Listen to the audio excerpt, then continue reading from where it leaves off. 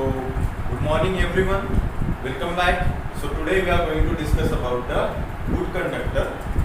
See, in the last two part 1 में हम लोगों ने पढ़ा था इलेक्ट्रिसिटी के बारे में. देन पार्ट 2 में हमने डिस्कस किया था regarding the charge. Okay, part 2 में एक चीज़ रह गई थी, उसको हम कंटिन्यू करते हैं. Then we move on a good conductor. Okay, so charge is denoted by Q. Everyone knows. अगर जिसने पार्ट 2 नहीं देखा है, फिर से आप जाके आप पार्ट 2 को अच्छे से पढ़ाई करके आइए. Q is nothing but the charge, positive charge, negative charge, and the smallest possible charge on a particle is 1.6 into 10⁻⁻19 coulomb. Note down करना जरूरी है. अगर वहाँ पे प्रोटॉन है तो प्रोटॉन के स्मॉलेस्ट पॉसिबल चार्ज क्या रहेगा, प्लस 1.6 into 10⁻⁻9. इलेक्ट्रॉन है तो minus 1.6 into 10⁻⁻19. Okay, so note down करिए.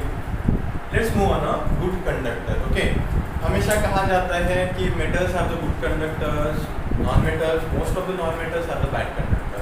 तो गुड कंडक्टर या बैड कंडक्टर ये क्या है, थोड़ा एक्सप्लेन करते हैं, उसको अच्छे से समझने की कोशिश करते हैं. तो मेरे पास अभी सॉल्यूशन है, मेटल है और नॉन मेटल्स है. सो लेट्स सी किस तरीके के सॉल्यूशंस गुड कंडक्टर कहलाते हैं. मेटल्स क्यों गुड कंडक्टर कहलाते हैं, नॉन मेटल्स क्यों बैड कंडक्टर कहलाते हैं, व्हाट इज गुड कंडक्टर, ये सब चीज़ें हम पढ़ना ज़रूरी है यहाँ पे.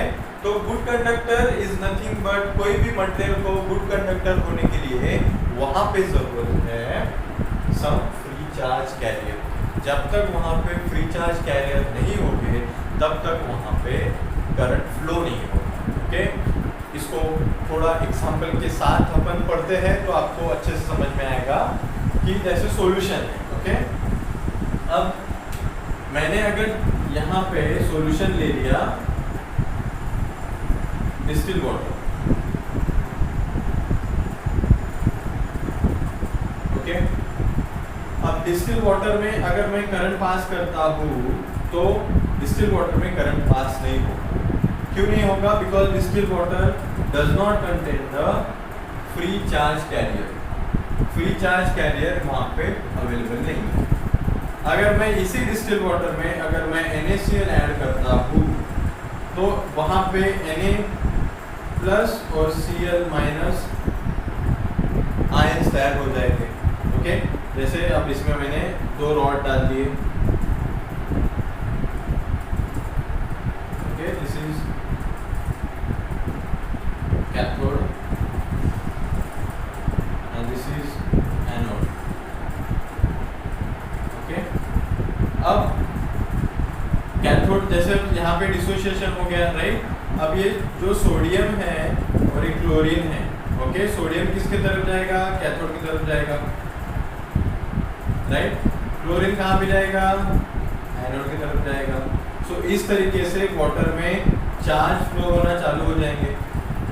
ओके, वाटर में चार्ज फ्लो होना चालू हो जाएगा. So from that we can say कि करंट यहाँ पे फ्लो हो रहा है.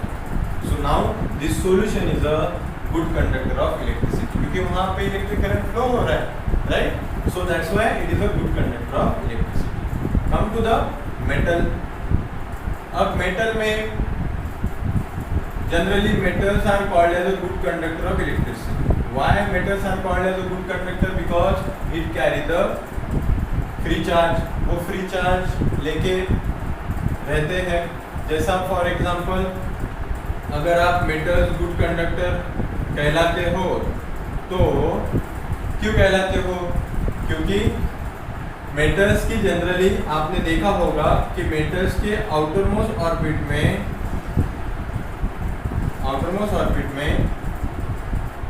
1 to 4 के बीच में इलेक्ट्रॉन्स रहते हैं, राइट. मेटल्स के आउटर मोस्ट ऑर्बिट में 1 to 4 के बीच में इलेक्ट्रॉन्स रहते हैं. So it easily loses. अगर for example outer most orbit में एक इलेक्ट्रॉन है तो ये इजीली ब्रेक डाउन होके रिलीज हो जाएगा and there is a formation of the free electron. वहाँ पे फ्री इलेक्ट्रॉन वहाँ पे फॉर्म हो जाएंगे, तैयार हो जाएंगे। ओके, सो इसको थोड़ा अच्छे से एग्जाम्पल के साथ हम पढ़ना जरूरी है।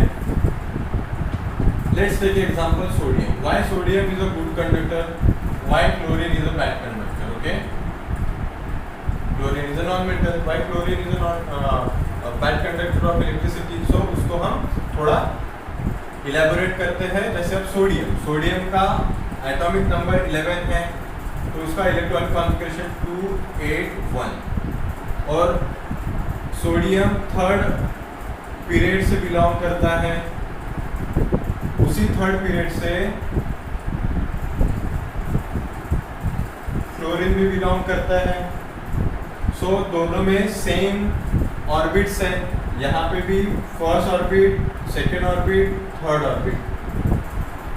यहाँ पे क्लोरीन का एटॉमिक नंबर 17 है, electronic configuration 287, right.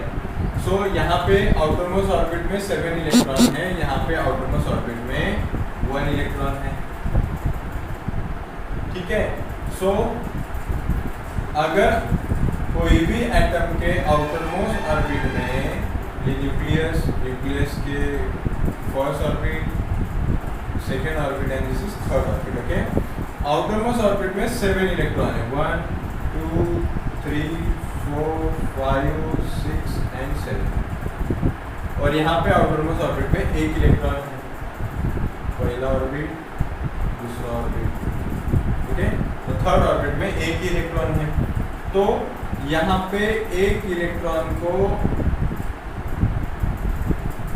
Less force apply किया जाता है होल्ड करने के लिए, और यहाँ पे 7 इलेक्ट्रॉन होने के वजह से इसको हर जगह से हर इलेक्ट्रॉन को टुवर्ड्स द न्यूक्लियस होल्ड किया जाता है।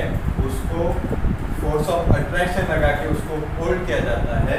तो यहाँ पे फोर्स ऑफ अट्रैक्शन ज़्यादा है, यहाँ पे फोर्स ऑफ अट्रैक्शन कम है। इसके वजह से ये इलेक्ट्रॉन इजीली फ्री हो जाता है। Okay, it get free, electron free हो जाता है।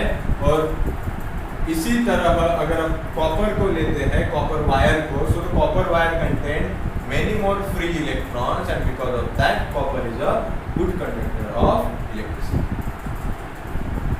समझ में आ गया होगा आपके कि what is good conductor, right? What is a bad conductor?